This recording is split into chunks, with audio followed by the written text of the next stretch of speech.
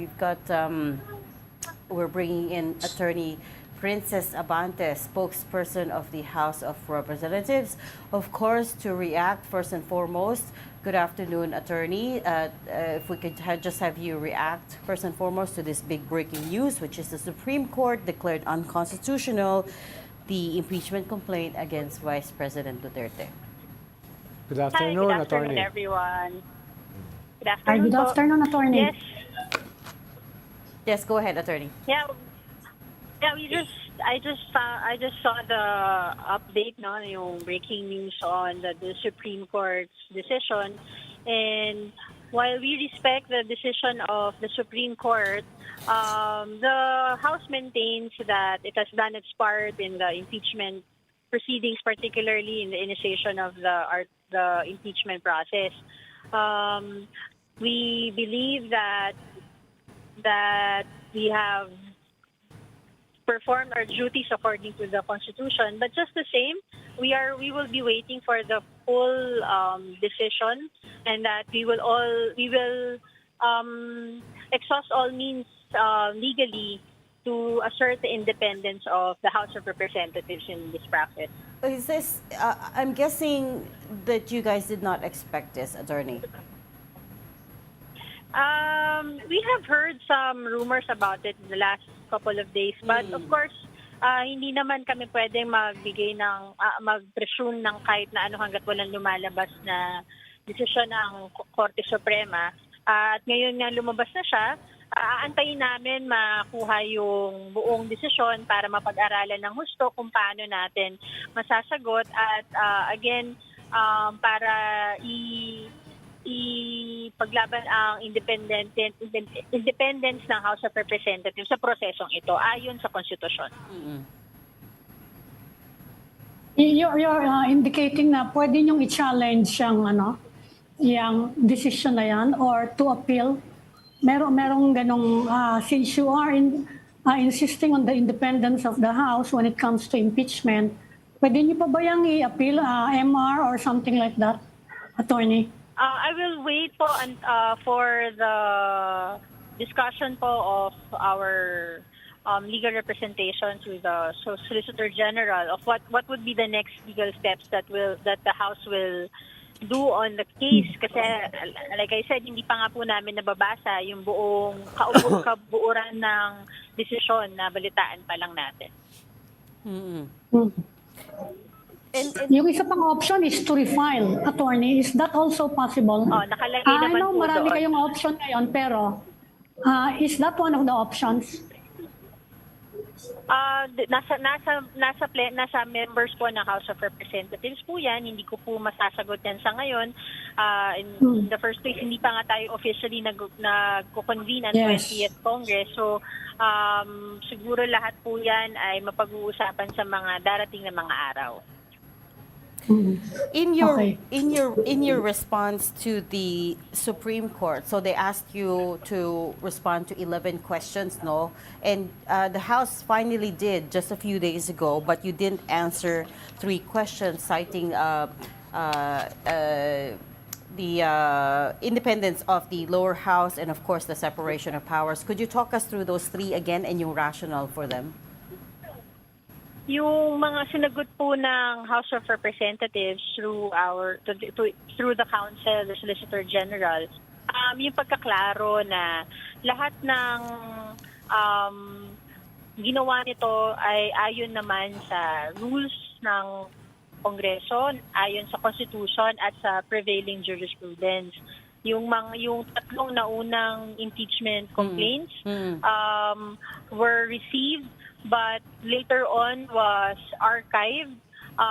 Following the jurisprudence in Francisco, isa lang ang na-initiate talaga na complaint which was later on endorsed by 215 members of the House of Representatives.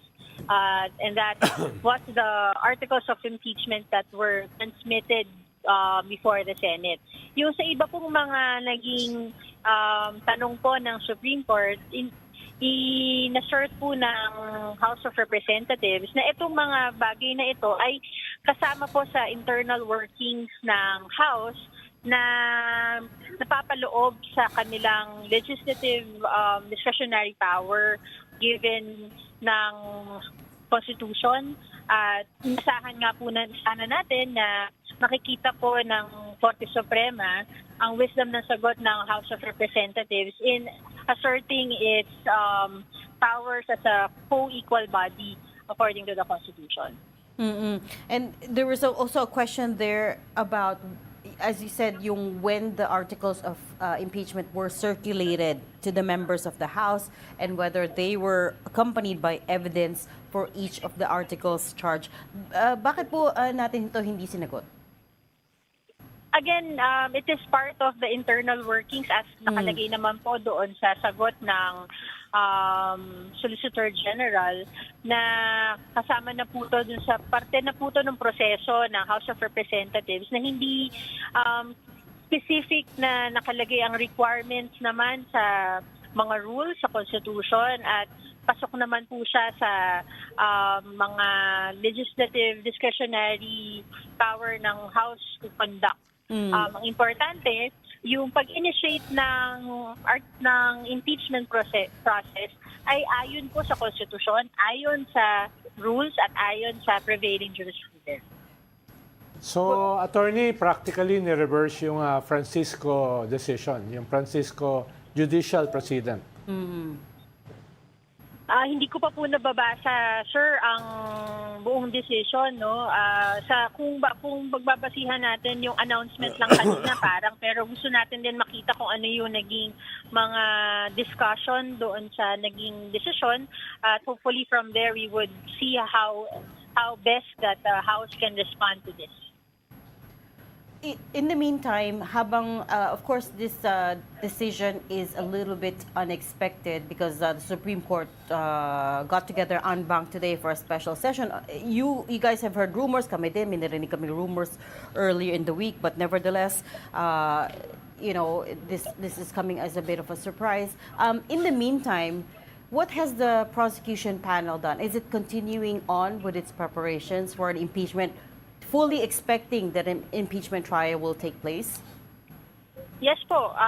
Until we heard about this news today, tuloy-tuloy naman po ang paghahanda ng panel of prosecutors natin. Tuloy-tuloy yung pagprepara ng pagpepresenta ng pieces of evidence kung sakaling matuloy ang impeachment trial.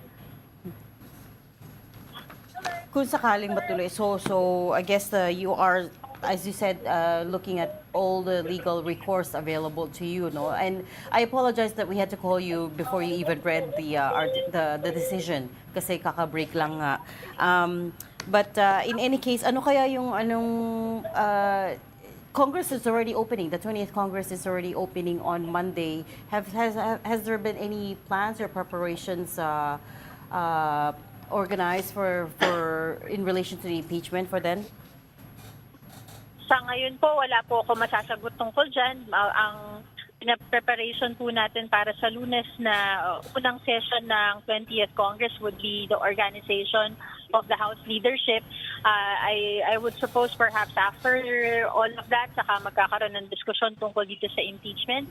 But in the meantime, we will still have to wait for the decision, yung buong kopya ng decision para mapag-aralan at maintindihan natin kung ano yung nakita ng Supreme Court na kailangan namin sagutin.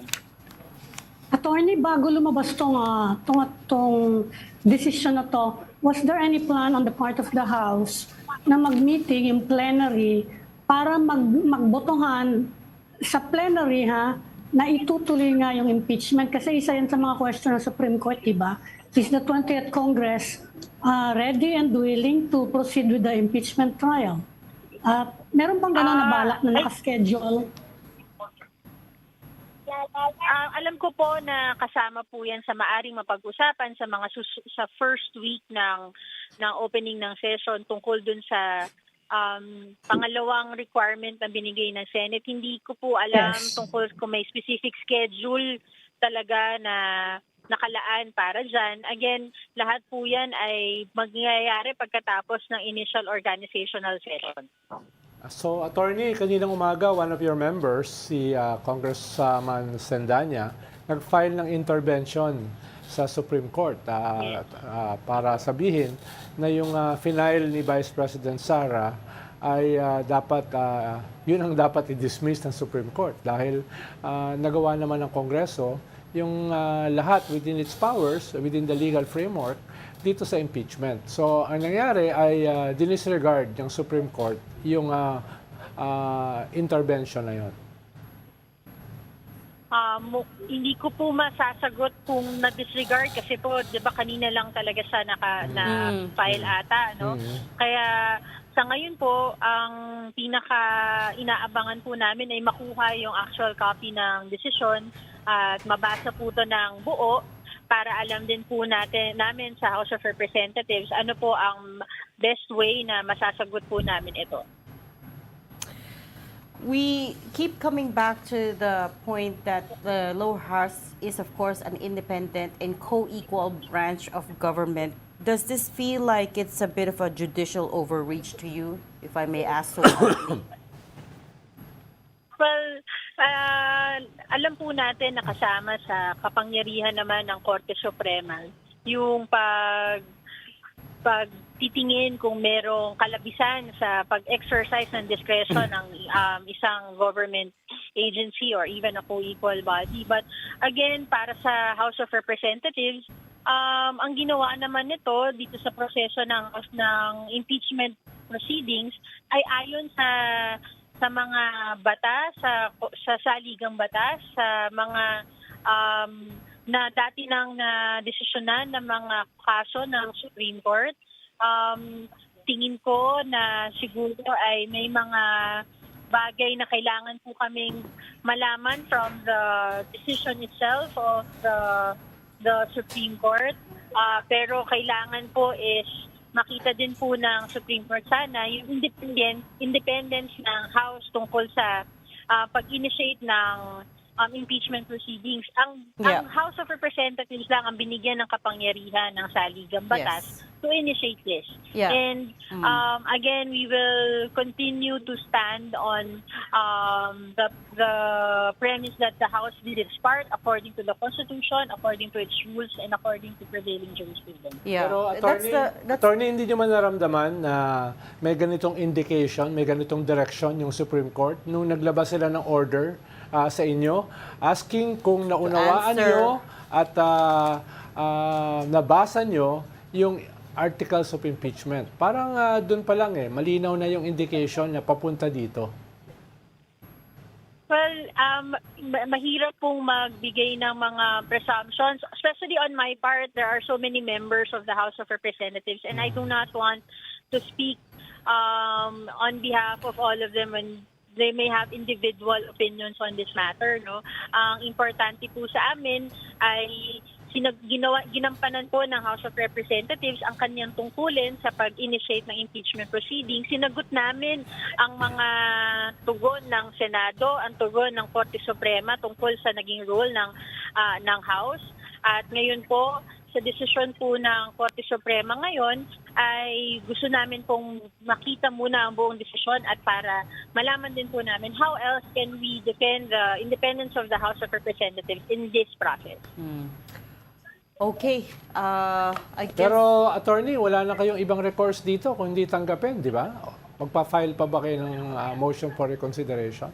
Because the Supreme Court is the Supreme Court. Hindi ko pa po masasagot Yes, hindi ko pa po masasagot kung ano po ang magiging legal move na next na gagawin. I think that would have to be after we have received the copy of the decision and House leadership would discuss with its counsel, the Solicitor General. Yeah.